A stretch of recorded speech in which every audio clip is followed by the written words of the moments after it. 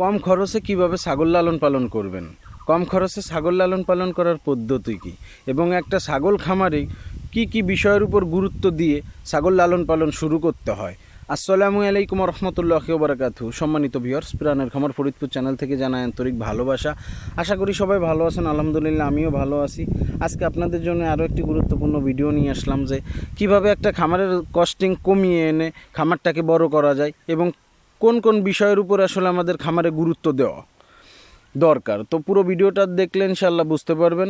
আশা করি আমার চ্যানেলে যারা নতুন অবশ্যই আমার চ্যানেলটি সাবস্ক্রাইব করে বেল আইকনটি বাজিয়ে দেবেন এবং ছাগল নিয়ে যদি কোনো তথ্য জানার থাকে অবশ্যই আমাকে কমেন্ট করবেন। ইনশাআল্লাহ আপনাদের কমেন্ট ধরে উত্তর দেওয়ার চেষ্টা করব। দেখেন, আমি একজন প্রান্তিক খামারি। আমি দীর্ঘ 5 বছর যাবৎ ছাগল লালন পালন করি। তো আজকে আমার এই 5 বছরে যতটুকু অভিজ্ঞতা আসলে আমি পাইছি সংক্ষিপ্তভাবে আপনাদেরকে বলার চেষ্টা করব যে একজন খামারিকে আসলে কিভাবে খামার পরিচালনা করা দরকার বা কোন বিষয়গুলো আসলে গুরুত্ব দেওয়া দরকার এবং খামারের কস্টিংটা আসলে কিভাবে কমানো যায়। দেখেন, একটা খামারে যদি আপনি লাভ করতে চান তো সেই ক্ষেত্রে আপনাকে কস্টিংটা একদমই কমায় আনতে হবে, ঠিক যেভাবে আপনি পারেন। বিষয়টা হচ্ছে আপনাকে যদি খাবার খরচটা, এটাই হলো মেন।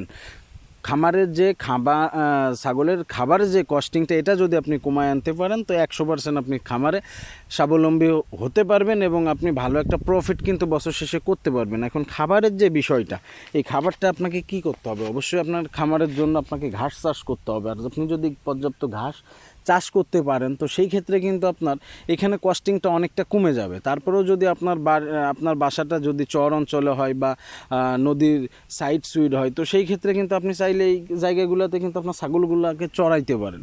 যে আপনি যখন ফ্রি থাকেন বিকাল টাইমটা বা সকাল টাইমটা আপনি নিয়ে গেলেন, এখানে আপনি 1 ঘন্টা আপনার ছাগলগুলোকে আপনি ছেড়ে দিয়ে খাওয়াই নিয়ে চলে আসলেন, তো এই ক্ষেত্রেও কিন্তু আপনার কস্টিংটা অনেকাংশেই কমে যাবে। আবার ছাগল যেহেতু তৃণভোজী প্রাণী, এরা কিন্তু আমাদের আশেপাশে অনেক লতা পাতা হয়ে থাকে, জার্মানি লতা বলেন, কলা পাতা হয়ে থাকেন, ডুমুর গাছের পাতা বলেন, আরও আসলে অনেক রকম ঘাস কিন্তু যেটা আশেপাশে হয়ে থাকে আপনার পরিত্যক্ত পুকুর। তো এই জায়গায় যে ঘাসগুলো হয়, যদি আপনি এই লতা পাতা এই ঘাসগুলো যদি সংগ্রহ করতে পারেন তো আসলে এতে দিয়েও কিন্তু আপনার খামারের কস্টিংটা কমানো সম্ভব। অন্তত 20টা ছাগল আপনি চাইলে খাবার সংগ্রহ করেও কিন্তু লালন পালন করতে পারবেন। তো এতে করে যদি আপনার সমস্যা হয় যে আপনার আশেপাশে যদি এই ব্যবস্থাটা না থাকে তো সেই ক্ষেত্রে কিন্তু আপনাকে অবশ্যই ঘাস চাষ করতে হবে। ঘাস চাষ করলেও কি হবে যে আপনার কিন্তু কস্টিংটা অনেকাংশেই কমে যাবে এবং শ্রমটা কিন্তু সঠিকভাবে আপনাকে নিজে দিতে হবে। তো তাইলেই কিন্তু আপনি চাইলে একজন সফল খামারি কিন্তু হতে পারবেন। এবং কোন বিষয়গুলো আসলে একজন খামারির গুরুত্ব দেওয়া উচিত, খামার শুরু করার আগে অবশ্যই ছাগলের একটা সুন্দর বাসস্থান দরকার এবং ছাগলের অবশ্যই খাবারের ব্যবস্থাপনাটা দরকার।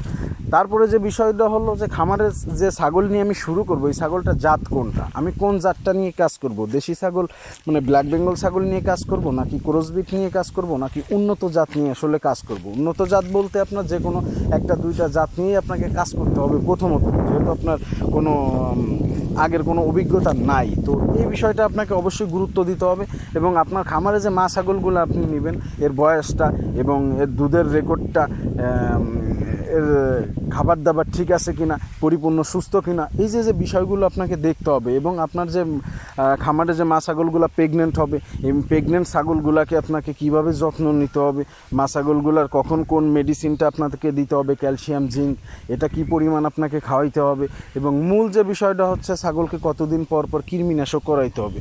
আসলে টোটাল এই বিষয়টা যখন আপনি জানতে পারবেন তখন কিন্তু আপনি আপনার খামারে সাকসেস হইতে পারবেন।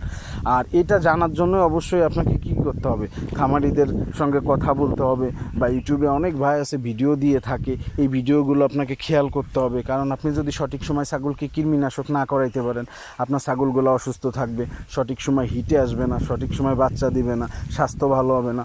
তো মা ছাগলগুলোকে যদি আপনি ক্যালসিয়াম জিঙ্ক রক্তবর্ধক যে সিরাপগুলো আছে প্রেগনেন্ট থাকাকালীনই, এই সিরাপগুলো যদি আপনি এই মেডিসিনগুলো যদি না খাওয়ান, বছরে আপনাকে যে পিপিআর টিকাটা দিতে হয় এইটা যদি আপনি না করান তো খামারে যে কোনো সময় যে কোনো দুর্ঘটনা কিন্তু ঘটে যাবে। এই যে এই বিষয়গুলোর উপর আপনাকে গুরুত্ব দিতে হবে এবং আপনাকে কি খামারের যত্নশীল হইতে হবে, অবশ্যই আপনাকে ভালোবাসার সঙ্গে কাজ করতে হবে এবং সঠিকভাবে যদি আপনি পরিচর্যা করতে পারেন তো 100% ইনশাআল্লাহ আশা করি আপনি কিন্তু ছাগল খামারে লাভবান হইতে পারবেন। আর এই বিষয়গুলো যদি আপনি না জানেন, আপনি ছাগল খামার শুরু করলেন তো তাইলে কিন্তু আপনার খামার ভাই কখনোই টিকবে না। আপনি কিন্তু কখনোই, আমি সব ভিডিওতেই বলি যে কারো খামার দেখে কারো সাকসেস দেখে অনুপ্রাণিত হয়ে খামারে আসার দরকার নেই। আগে অভিজ্ঞতা অর্জন করেন, 2-4টা ছাগল নিয়ে খামার শুরু করেন এবং এর ট্রিটমেন্ট ব্যবস্থা সম্পর্কে আপনি একটু ধারণা নেন।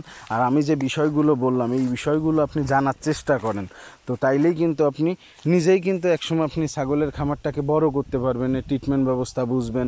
এবং খাসি ছাগলের ক্ষেত্রে মোটা তাজাকরণ যে পদ্ধতিটা আছে এটা আসলে কখন কি পরিমাণ দানাদার খাবার দিতে হয় এবং আমাদের যে বাচ্চাগুলো আসবে খামারে, এই বাচ্চাগুলো ছোটো থাকতে এদেরকে আলাদাভাবে কীভাবে আসলে যত্ন করতে হয়, কারণ প্রত্যেকটা সেক্টরেই প্রত্যেকটা যত্নই কিন্তু আলাদা। মা ছাগলের যত্ন আলাদাভাবে নিতে হয়, আপনার বাচ্চা ছাগলগুলোর যত্ন আলাদা নিতে হয়, পাঠা ছাগলগুলোর যত্ন আলাদা নিতে হয়, খাসি ছাগলগুলো আলাদা নিতে হয়। যেমন যে খাসি ছাগলগুলো আপনি বাজারে ঈদে বা মোটা তাজা করে ছেড়ে দিবেন, এদের ভ্যাকসিনগুলো থাকে আলাদা, এদের ভিটামিন ওষুধগুলো থাকে আলাদা। তো এই যে টোটাল যে বিষয়টা, এই বিষয়টার আপনি যদি অবগত হতে পারেন, আপনি চাইলে কিন্তু একজন সফল খামারি হতে পারবেন। এবং আমি মূল যে মেসেজটা দিব, খামারে যত খরচ কমায় আনতে পারবেন তত কিন্তু আপনি লাভবান হতে পারবেন।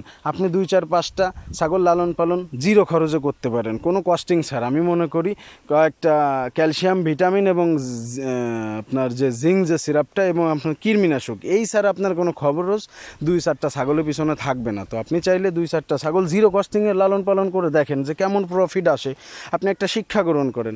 আপনি অবশ্যই চাইলে কিন্তু আপনি তাতে করে লাভবান হতে পারবেন। আজকের ভিডিও এতটুকুই। যদি ভালো লাগে অবশ্যই লাইক, কমেন্ট, শেয়ার করবেন এবং আমার চ্যানেলটি সাবস্ক্রাইব করবেন। আসসালামু আলাইকুম।